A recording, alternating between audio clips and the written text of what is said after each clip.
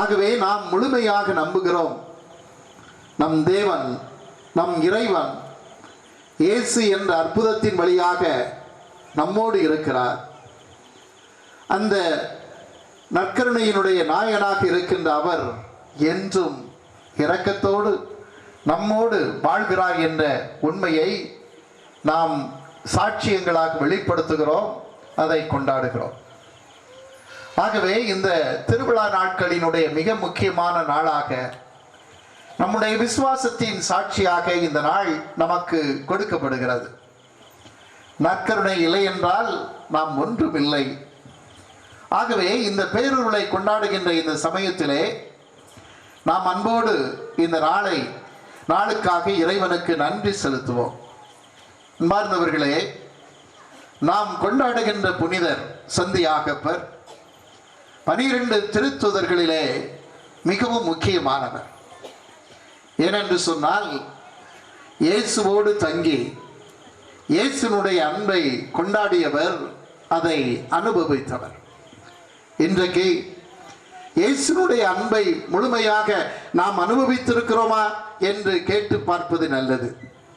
குடும்பங்களிலும் வாழ்கின்ற பகுதியிலும் கடவுளினுடைய அன்பை நாம் ருசிக்க வேண்டும். அதற்கு நம்முடைய அடையாளம் என்ன? நம்முடைய புனிதர் சொல்லித் தருகின்ற பாடம்.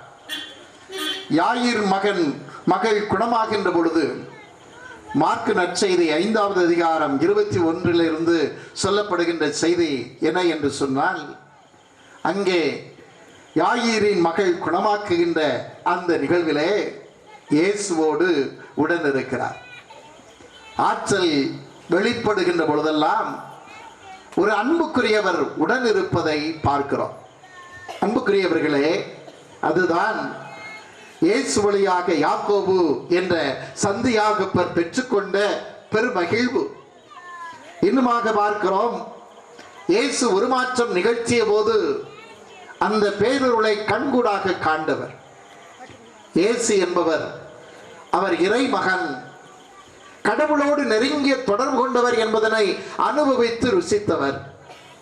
ஆகவேதான் அவருடைய ஆற்றல் மிக பெரியதாய் விளங்கியது. இன்னுமாக பார்க்கிறோம், சமாரியர்கள் ஆண்டவர் இயேசுவை எதிர்க்கிறார்கள். ஆனால் வீரம் கொண்ட இந்த சந்தியாகப்பர் என்ன சொல்லுகிறார்? ஆண்டவரே, இவரை அழித்து விடுவோமா?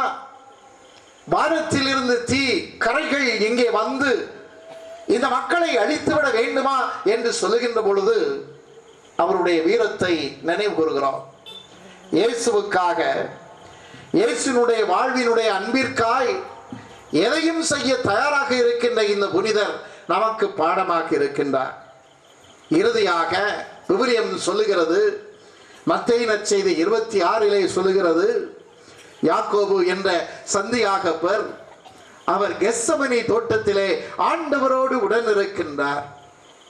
அன்புக்குரியவர்களே, இவைகளெல்லாம் என்ன பாடத்தை கற்றுத் தருகின்றன? இயேசுவோடு உடன் இருக்கின்ற பொழுது ஆற்றல் வெளிப்படுகிறது. அவருடைய ஆற்றல் என்ன?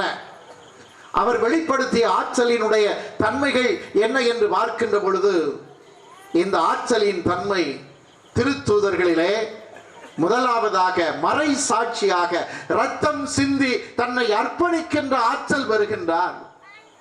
இதுதான் மனித சமுதாயத்தினுடைய பெரும் ஆற்றல். இன்றைக்கு பார்க்கிறோம், புதுமைகள் எப்படி நிகழ்கின்றன, புதுமைகளினுடைய ஆற்றல் எங்கே வருகின்றன என்று சொன்னால், ஒரு மனிதன் தன்னையே கொடுக்கின்ற அளவிற்கு ஆற்றல் பெறுகின்ற இந்த அன்பை தவிர வேறு எதுவும் அல்ல. அதைத்தான் நாம் இன்று இந்த திருவிழாவிலே பல்வேறு சிறப்புகளிலே நாம் கொண்டாடி மகிழ்கின்றோம். சந்தியாகப்பரினுடைய இந்த அருமையான வாழ்வு, இயேசுவோடு நெருங்கிய உறவுதான் இந்த ஆற்றலை பெறுகின்ற, குடும்பத்திலே அர்ப்பணிக்கின்ற ஆற்றலை பெறுகின்ற மகிழ்வை கொடுக்கிறது. அன்புக்குரியவர்களே, எது ஆற்றல், குடும்பத்திலே எது ஆற்றலாக இருக்கிறது? ஒரு குடும்பம் தன்னை அர்ப்பணிக்கின்ற பொழுது, அர்ப்பணித்து அன்புக்காக மனிதன் வாழ்கின்ற ஆற்றல் இருக்கிறதே, எல்லா புதுமைகளை விட அது மிகமான புதுமைகள். இன்றைக்கு நாம் பார்க்கிறோம், தண்ணீர் வந்தது என்றால் ஓடுகிறோம்.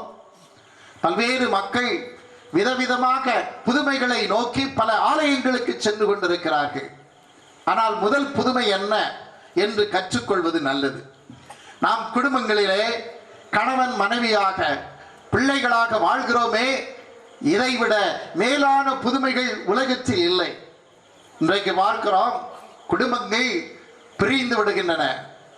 குடும்பங்களுடைய வாழ்வு இரக்கமற்ற தன்மையிலே இருந்து விடுகிறது. எங்கே இருக்கிறது? ஆக உண்மையான அன்பும் கடவுள் நம்பிக்கையும் மற்ற குடும்பங்கள் ஏராளம். ஆனால் நாம் இந்த அருமையான இடத்திலே இருக்கின்ற பொழுது இந்த பேரருளை நினைத்து இறைவனுக்கு நன்றி செலுத்துகிறோம். நம்முடைய குடும்பங்கள் நற்கருணை என்ற கடவுளினுடைய சிறப்பு அன்பு இருக்கிறது. நற்கருடைய அன்பினுடைய ஆற்றல் குடும்பங்களுக்காய் அர்ப்பணிக்கின்ற ஒரு நிறைவை தருகிறது.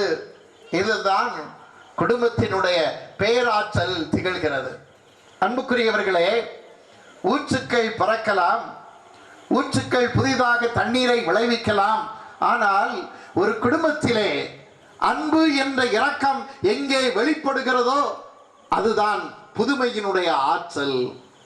இன்றைக்கு அது வெளிப்படுகிறதா என்று சிந்தித்து பார்க்கதான் உங்களை அழைக்கிறேன். நற்கருடைய ஆற்றல் எங்கே இருக்கிறது? அது இரக்கம் வெளிப்பட வேண்டும். இரக்கத்தினுடைய தன்மைகள் வெளிப்பட வேண்டும். ஏனென்றால் நாம் நம்புகின்ற ஆண்டவர் இரக்கமுள்ளவர், கனிவுள்ளவர், பொறுமையுள்ளவர். அந்த அன்பை நமக்கு தந்து கொண்டிருக்கின்றார். ஆகவே இந்த ஆற்றலை நினைத்து பார்க்க அன்போடு அழைக்கிறேன். எல்லா ஆற்றல்களையும் விட மனிதன் இறங்குகின்றானே, இரக்கத்தோடு மனிதன் தன்னுடைய வாழ்வை தொடங்குகின்றானே, அந்த ஆற்றலை தவிர வேறு ஆற்றல் இந்த உலகத்தில் சிறப்பில்லை. அதனால் தான் நாம் பார்க்கின்றோம், இரக்கத்தின் வெளிப்பாடு இயேசுவிலே கண்டுகொள்வதை பார்க்கின்றோம். அன்புக்குரியவர்களே, ஆயமில்லாத ஆடுகள் போல் இருந்தமையினால் இயேசு இரக்கம் கொண்டார். இரக்கம் கொண்டதனால் என்ன நிகழ்ந்தது என்று சொன்னால், அவர்களுக்கு செய்தியை போதித்தார், அவர்களுக்கு செய்தியை சொன்னார். கடவுளினுடைய செய்தி அங்கே சொல்லப்பட்டது. இதுதான் ஆற்றலினுடைய விளைநிலம். ஒரு குடும்பத்திலே இரக்கம் வெளிப்படுமே என்று சொன்னால், கடவுளினுடைய ஊற்றாக இருக்கின்ற இரக்கம் மனிதர்கள் மத்தியிலே வெளிப்படும் என்று சொன்னால் அதுதான் மிகச் சிறந்தது. ஆகவே கடவுளினுடைய இரக்கத்தின் ஆற்றல் இயேசு வழியாக எப்படி வெளிப்பட்டது என்பதனை உணர வேண்டும். ஆகவே இரக்கமுள்ள ஆண்டவர் எங்கே செல்வோம், எப்படி செல்வோம், வாழ்க்கையினுடைய வழி எங்கே இருக்கிறது என்று தெரியாமல் ஆயமில்லாத ஆடுகள் போல் இருந்தமையினால் அவர் இரக்கம் கொண்டு கடவுளினுடைய செய்தியை, அன்பை தெரிவித்தார். இதுதான் இங்கே விவிலியம் கற்றுத்தருகின்ற ஆற்றலாக இருக்கிறது. அது மட்டுமல்ல, நற்செய்தி சொல்லுகிறது, இரக்கம் கொண்டார், குணமாக்கினார். உன்னுடைய இரக்கம் குணமாக்கு. கடவுளினுடைய இரக்கம் உன்னை குணமாக்கியது. இன்னைக்கு எத்தனை பேர் பார்க்கிறோம், ஆரோக்கியமான வாழ்வு. யாரை கேட்டாலும் சொல்லுவாங்க, ஒரு 40 வயசுக்கு மேலே போனா யாருமே எல்லாருமே எங்க படையெடுக்கிறோம், எத்தனை மருத்துவமனைகள் இருக்கின்றன. திருநெல்வேலியில இப்ப மருத்துவமனைகள் மிகுந்து விட்டன. தெருவுக்கு ஒன்று இருக்குது, பெரிய பெரிய மருத்துவமனைகள் தான் இருக்குது. எல்லா மருத்துவமனைகளிலும் கூட்டம். நம்ம சொல்லுவாங்க, கேலக்சிக்கு போனியா, அதுக்கு போனியா, எந்த மருத்துவமனைக்கு போனியா. சில பேர் பெரிய பெரிய மருத்துவமனைக்கு போறதே பெரிய விஷயமாக வெளிக்கொள்கிறாங்க. நான் சாதாரண மருத்துவமனைக்கு போறதில்ல, நல்ல துட்டுப்படுங்கிற மருத்துவமனைக்கு போவோம். இன்னைக்கு மனிதர்கள் குணமாக்குகின்ற ஆற்றலை நோக்கி சென்று கொண்டிருக்கிறார்கள். கடவுள் இறங்குகிறார், குணமளிக்கிறார் என்று விவிலியம் சொல்லுகிறது. நாம் எங்கே செல்கிறோம்? அன்புக்குரியவர்களே, அப்படிதான் நம்ம என்ன செய்யறோம் அப்படின்னு சொன்னா, வீடுகளில் பார்க்கிறோம், யாருக்காவது குணமாகணும் அப்படின்னு சொன்னா 2 ஆரஞ்சு பழத்தை தூக்கிட்டு போவோம்.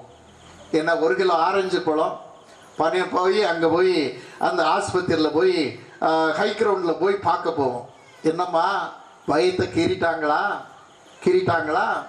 போன உடனே இந்த 2 ஆரஞ்சு பழத்தை பக்கத்தில் வச்சு, எங்கள் வீட்லேயும் பக்கத்தில் ஒருத்தருக்கு இப்படித்தான் வயிற்றை கீறினாங்க, இப்படி தான் இருந்தது. வயிற்றுக்கு இருந்தாங்க. 2 நாளில் போய் சேர்ந்துட்டான்.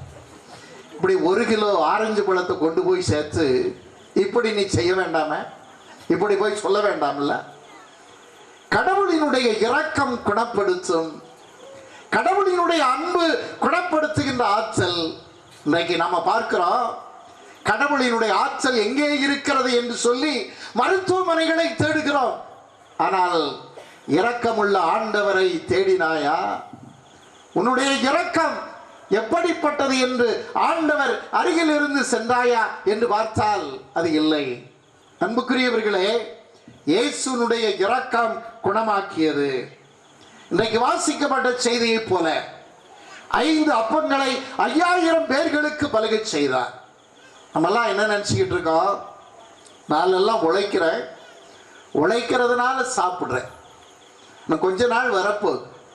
நம்ம ஊரில் இங்கே ஓடுகிற இந்த தாமிரவரில் தண்ணி ஓடாது, கூவம் மாதிரி கூவம் ஓடும். தண்ணி இருக்காது, இப்பவுமே இல்லை, மணல் இல்லை, தண்ணி இல்லை. அதை பற்றி யாரும் சங்கடப்படுவதில்லை. வேற ஓட வேண்டிய தண்ணிக்கு பதிலாக வேற இல்லாமல் ஓடுது. ரைட்டு. இன்னும் கொஞ்ச நாளில் இருக்கிற இடத்துலலாம் வீடு கட்டிடுவான். எங்கே பார்த்தாலும் இப்போ செங்கலை தான் வச்சுருக்கான். செங்கல் இருக்குது, காங்கிரீட் வீடுகள். கொஞ்ச நாளைக்கு போனோம் அப்படின்னு சொன்னால் எதை சாப்பிடுவான்? கம்ப்யூட்டர் 2 வெட்டி சாப்பிடுவான். கம்ப்யூட்டர் சாப்பிடு, நல்லா இருக்கும், டேஸ்டாக இருக்கும்.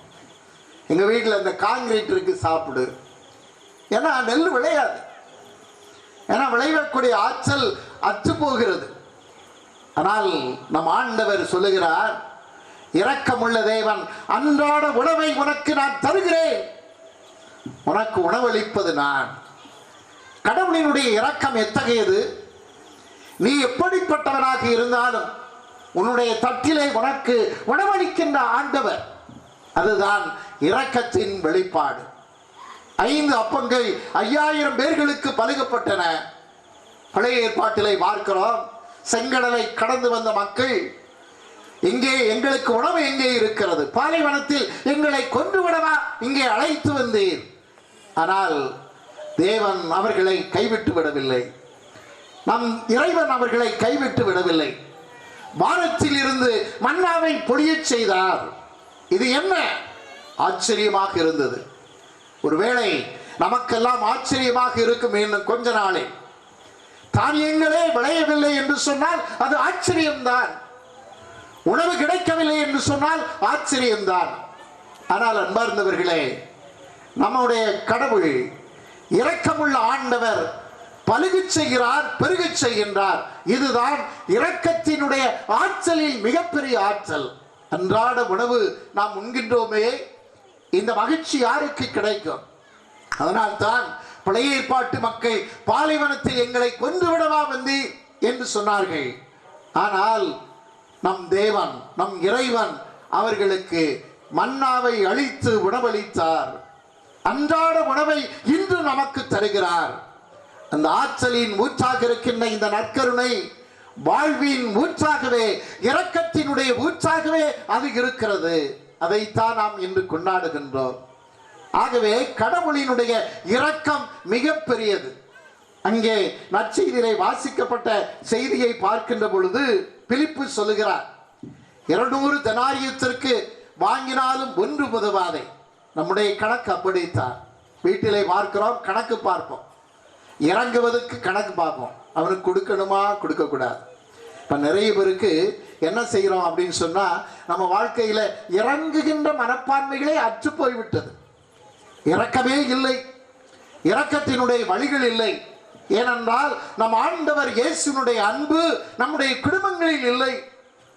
இந்த இரக்கத்தின் ஊற்றாக இருக்கின்ற நற்கருணை ஆண்டவருடைய பேரன்பு நம்முடைய குடும்பங்களில் இல்லை. ஆகவேதான் பிலிப்பு மாதிரி நாம் கேட்கின்றோம், எப்படி முடியும்? ஆனால் ஆண்டவர் சொல்லுகிறார், உன்னால் இறங்க முடியும், உன்னால் இரக்கத்தினுடைய செயல்களை ஆக்க முடியும். அதனால்தான் இந்த ஆண்டு நம்முடைய திருத்தந்தை இரக்கத்தின் ஆண்டாக அறிவித்து, இரக்கத்தின் ஆதாரமாக இருக்கின்ற இயேசுனுடைய அன்பை உலகெங்கும் எடுத்துச் செல்லுங்கள் என்று சொன்னார்.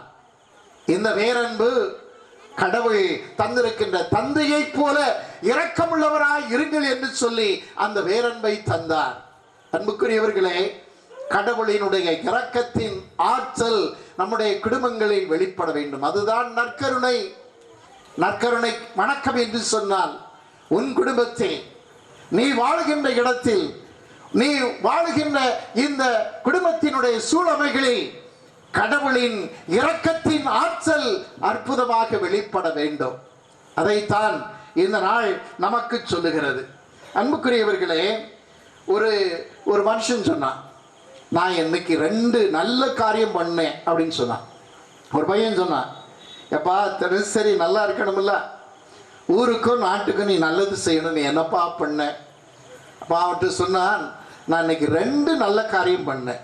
என்னப்பா பண்ணேன்? ஒரு கல் கிடந்தது, கல்லை எடுத்து தூர போட்டேன். நல்லது தானே? நடு ரோட்டில் இருக்கிற கல்லை தூக்கி இன்னொரு இடத்துல போட்டேன். இன்னொன்று என்னப்பா செஞ்சேன்? ஒரு ஆளை ஆஸ்பத்திரிக்கு கொண்டு போனேன். ஆஸ்பத்திரி கொண்டு போன கல்லை உள்ள ரொம்ப சந்தோஷம். ஆஸ்பத்திரி கொண்டு போய் என்னையா செஞ்ச? அந்த அவனுக்கு என்ன நடந்தது? நான் தூக்கி போட்ட கல்லை அவன் தலையில தான் போட்டிருக்கேன். தலையில போட்ட கல் அவன் ஆஸ்பத்திரி போக முடியாது, அதனால தான் ஆஸ்பத்திரிக்கு கொண்டு போனேன் அப்படின்னு சொன்னான். இன்றைக்கு இரக்கம் என்பது என்ன விலை என்பதனை நாம் நினைத்து பார்க்க அழைக்கப்படுகிறோம்.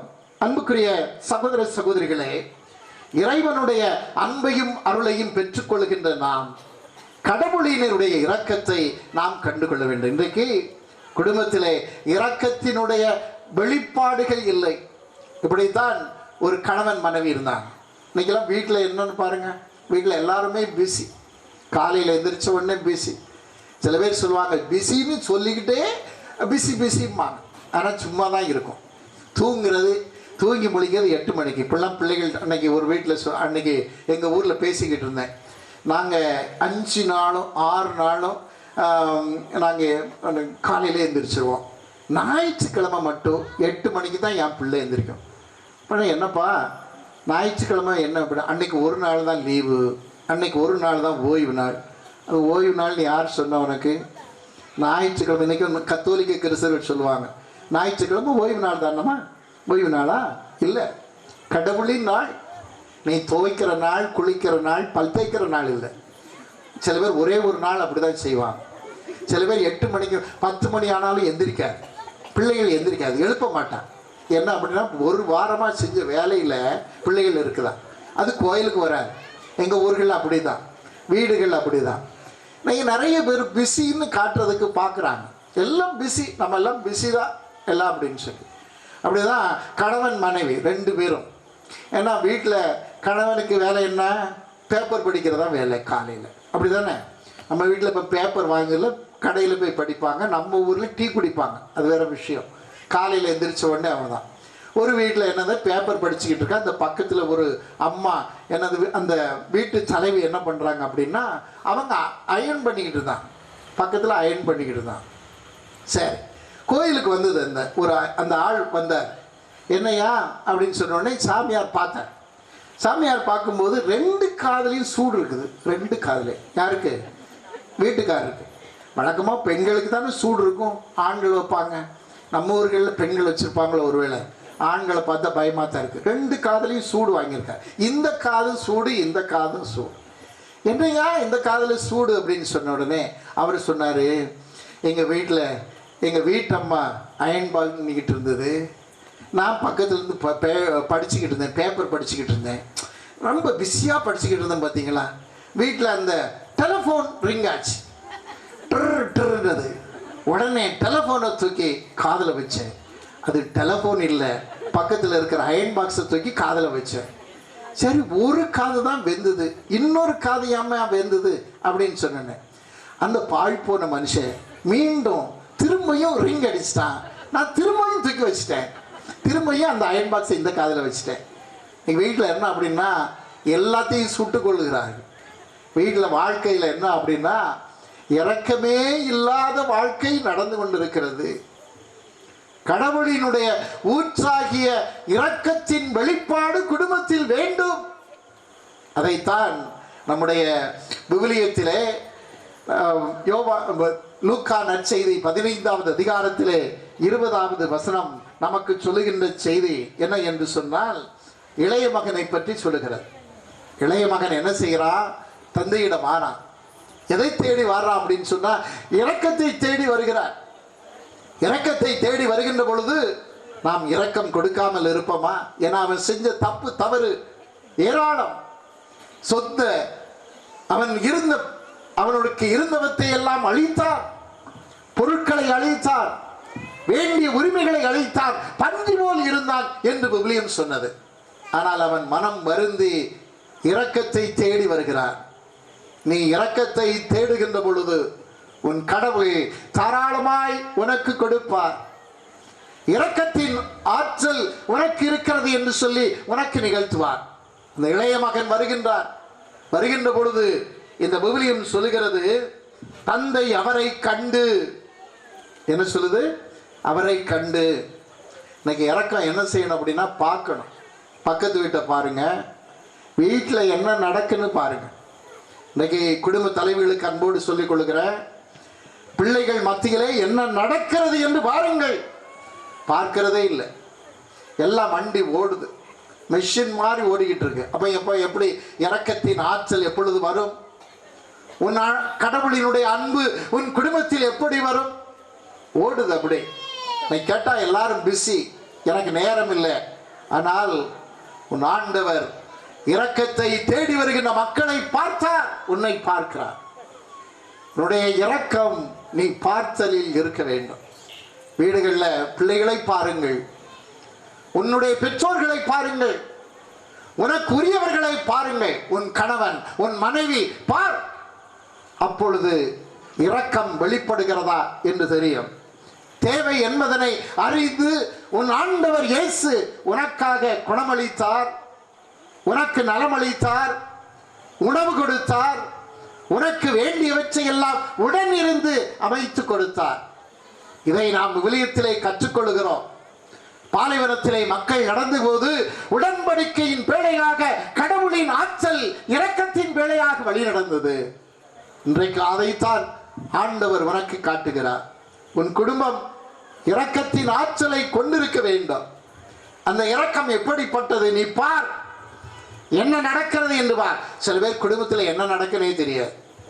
மூத்தவர்கள் எல்லாம் இன்னைக்கு பார்க்கறதில்லை. 60 வயசுக்கு ஆயிடுச்சா, எப்பம்மா சாவ? பேர பிள்ளைகள் கேட்கும், எனக்கு ஒரு நல்ல துணி கிடைக்கும், சீக்கிரம் போய் சேரு, தெக்க போய் சேரு. ஏன்னா வயசாயிடுச்சுன்னா நம்ம சொல்லுவோம், எங்க அம்மா சாக மாட்டாம இன்னும் இருக்கா. சில பேர் சொல்லுவான் சாக மாட்டாம இருக்கா. சில அது தெருவில் தான் இருக்கும். 60 வயசு 70 வயசு பாருங்க. என்ன அப்படின்னா